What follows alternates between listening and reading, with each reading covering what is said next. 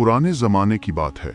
एक दूर दराज मुल्क में एक अजीबो गरीब शहर था जिसका नाम था बेवकूफ़ों का शहर। इस शहर के लोग निहायत सादा मिजाज मगर इंतहाई नादान थे।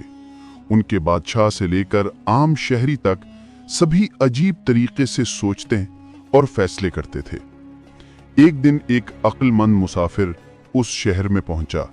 वो दुनिया घूम चुका था और अपने इल्म और तजर्बे के बायस लोग उसे दानिश्वर कहकर पुकारते थे। जब वो बेवकूफ़ों के शहर में दाखिल हुआ तो उसे अजीब नज़ारे देखने को मिले। सबसे पहले उसने देखा कि एक शख्स दरिया के किनारे बैठा ऊंट को नहला रहा है। अक्लमंद ने पूछा, भाई तुम ऊंट को दरिया में क्यों नहला रहे हो? वो शख्स बोला, क्योंकि ऊंट पसीना पसीना हो गया था, मैं चाहता हूं कि उसे ठंडक मिले। अक्लमंद ने हैरत से सर पकड़ लिया। कुछ आगे बढ़ा तो देखा कि चंद लोग सूरज की रोशनी को बर्तनों में कैद करने की कोशिश कर रहे हैं। उसने पूछा, ये तुम क्या कर रहे हो? एक ने जवाब दिया, रात को रोशनी काम आएगी, हम सूरज को मिट्टी के बर्तन में बंद कर रहे हैं। अक्लमंद ने हंसते हुए कहा, यह तो मुमकिन ही नहीं। मगर वो लोग संजीदगी से बोले, तुम ही गलत हो, हम बरसों से यही करते हैं। शहर के चौक में पहुंचकर उसने देखा कि बादशाह का दरबार लगा हुआ है। बादशाह के सामने एक मुकदमा चल रहा है। एक शख्स ने शिकायत की कि मेरा गधा गुम हो गया है, मगर उसकी आवाज आज भी मेरे ख्वाब में आ रही है। बादशाह ने फौरन हुक्म दिया, ख्वाब में गधे की आवाज सुनने वाला बेकसूर है, मगर जिसके गधे ने आवाज दी है वो मुजरिम है। सब दरबारी तालियां बजाने लगे, वाह क्या इंसाफ है। अब अक्लमंद के सब्र का पैमाना लबरेज हो गया।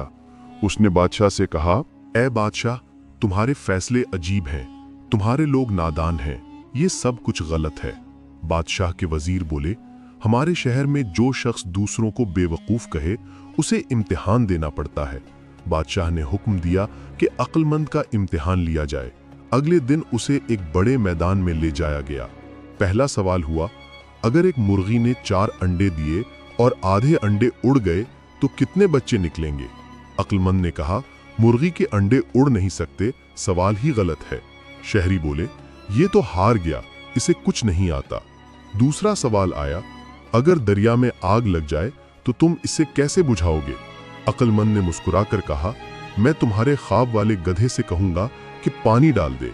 सब शहरी खुशी से चीखने लगे, वाह ये तो हमारा ही बंदा है, ये अक्लमंद नहीं हम जैसा बेवकूफ है।